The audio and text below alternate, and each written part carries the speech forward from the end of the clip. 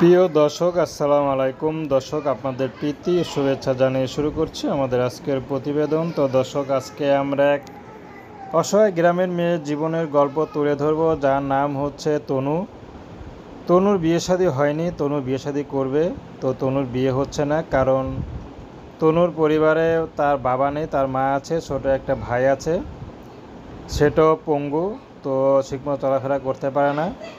তো তার চিকিৎসা করাতে গিয়েই তনুর মার অনেক টাকা খরচ হয়ে গিয়েছে। তো তনুকে যে এখন বিয়ে দিবে সেই অবস্থা তার মার নাই। তো তার যত আত্মীয় স্বজন আছে তারাও অবস্থা বেশি ভালো না। তো যাও আছে, তাদের কাছে চাইলেও পাওয়া যায় না। তো তনু বর্তমানে সেলাই মেশিন কাজ করছে, সেলাই মেশিনে কাজ করে সংসারের টুকিটাকি খাবার দাবারের ব্যবস্থা করে। আর তনুর মা পরের বাসা কাজ করে যা ইনকাম হয় তা দিয়ে ঘর ভাড়া দেয়, আর তনুর ভাইয়ের যে চিকিৎসা করার সেটা করে। তো এখন তনু ইউটিউবে এসেছেন বাধ্য হয়ে, যদি ভালো একজন মানুষ পায় তাহলে বিয়ে শাদী করবে। সে যেমনই হোক, যদি বিবাহিত হয় তারপর আপত্তি নেই, যদি তনুকে বিয়ে করতে কোনো যৌতুক না চায় তাহলে তনু রাজি আছে।